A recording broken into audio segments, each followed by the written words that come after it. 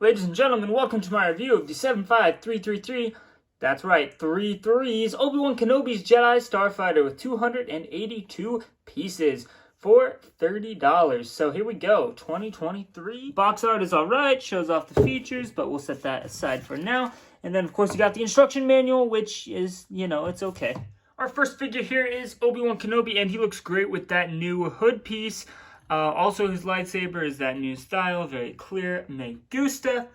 You can actually remove his headpiece here and trade it out for a typical Episode 2 Kenobi hairpiece, which kind of looks a little funky because it doesn't really match the robes, but it is a very accurate figure, and I do appreciate that. This is definitely the best Obi-Wan figure that we've ever gotten, and he also has a back face with the headset.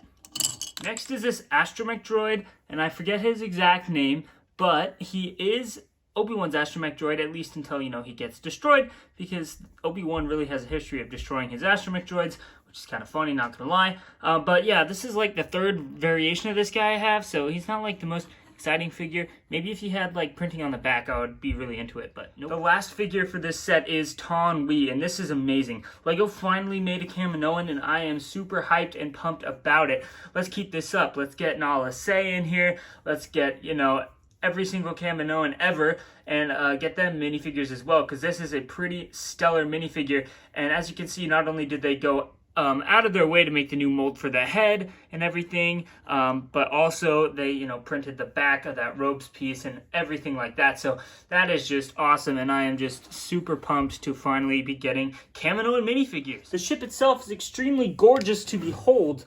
It is extremely swooshable. You hold it like this, swoosh it around, great for play. I really love the design of the ship, how it's kind of like got this like whatever that is, but it looks really nice. I don't think the older Starfighters have that. And then this here is, very typical, but the way they did this in the back, I don't know if you can see, but it just makes me happy to look at that. It's just a beautiful, this piece here, it must be new. I don't know what that's all about, but yeah, this is a great way to end the set right there. And then, of course, you've got the engines here, which are kind of bolted on very nicely, and then there's a very nice Technic structure to this ship so that you won't absolutely destroy this thing. So that's cool. You've got your little stud shooter things, so that's completely normal for ships nowadays. That's a bit sad. They do stick up though if you have them loaded, which is kind of annoying. And I'm sure some people will just completely get rid of them altogether. You've got a little sensor dish up here, and then down here you've got two clips. I'd recommend putting Obi-Wan's lightsaber on one of those while he is flying the ship. And speaking of Obi-Wan and the ship, there's this cockpit, which is not the normal cockpit. It's like this actually just completely clear cockpit, which is a little odd. But you can see in there and see that kind of nice, snug little cockpit for you to put your Obi-Wan minifigure, which I will do right now. And you kind of have to get him in there. There's just enough room so that his hands fit, which is nice. That goes with the sleek design. Put him in there, and then you got to put in his astromech. So to do that, you take the astromech droid, take his head off, put his head right here. His head can do a little bit of swivelly action, and then there's actually a secret compartment right here that you pull up, and there's just a little bit of space where you drop the astromech's body, and then drop that right back on top, and you will have no idea it's there. Very movie accurate, me gusta. I really love it. There's also this added bit of detail with the sensor, which you could always take off if you didn't want it to be there. And they had the same on the other side, so it wouldn't look weird at all. But I really like having the sensor there, even when it is just flying, because I think it's a great detail to add to the movie.